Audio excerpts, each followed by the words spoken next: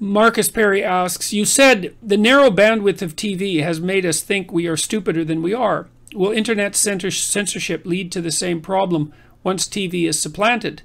Well, God, another incredibly complicated question.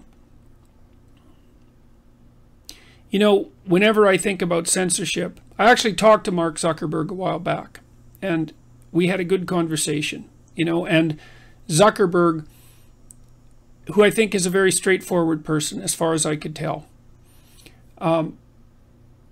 is optimistic about Facebook and does see it as a platform whose primary goal is to connect people, and mostly at the personal level, although Facebook has made forays into news provision, and that's complicated their corporate vision.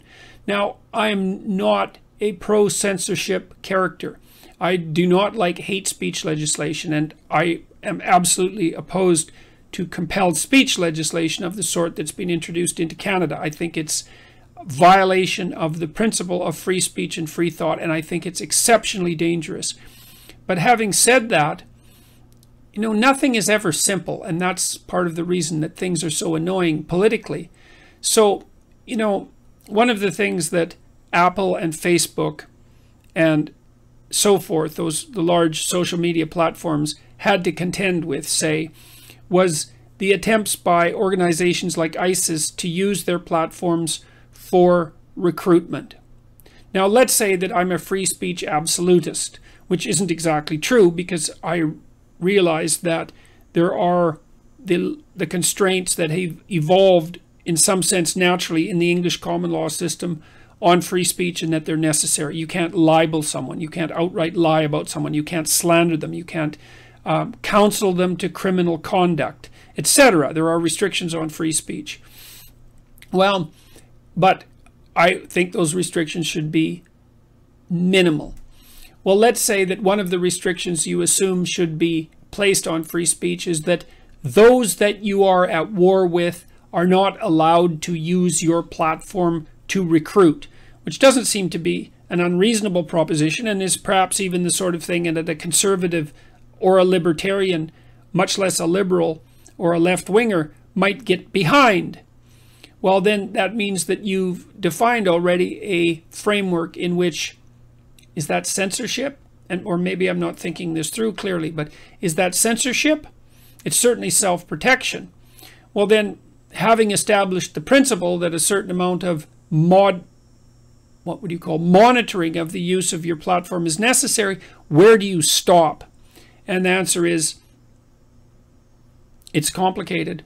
I think that what Facebook, etc., did with Alex Jones was a big mistake. I think that was because, well, it wasn't just Alex Jones that was punished, let's say. It was all the people that were watching him. And not everybody that was watching him was an avid follower of him. Some people were just watching him to see what the hell he was doing and what he was up to, and that's necessary. But you don't just censor the one person. You censor everybody that's paying attention to him, and then you make him a martyr, and you persecute someone who's paranoid, which all that does is validate his conspiracy theories, his conspiratorial theories, and the conspiratorial theories of his followers.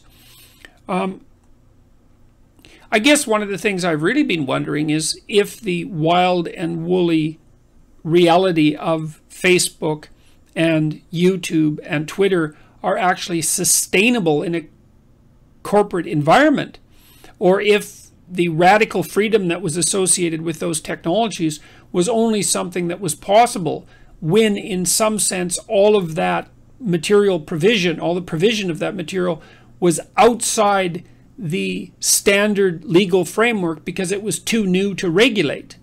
You know, I can't tell. I don't know if corporations can manage something like YouTube or Twitter or Facebook, for that matter, because their internal conservatism and I mean that in the temperamental sense, their unwillingness to take risk is what I mean in that particular case, is liable to make it impossible for them to be neutral purveyors of information, some of which is going to be extremely radical. So,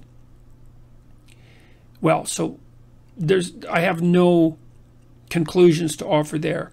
And And I guess I'm glad in some sense that these particular complicated problems aren't mine to solve. I certainly think that the production of automated censors is a very, very bad idea, but I'm also someone who's constitutionally opposed to such things as closed circuit TV monitoring of the general public as well, and cameras that watch people at stoplights, and any automated system that enforces the law or what's hypothetically the law, to me, is to be regarded with deep, deep suspicion. So, okay, that's that.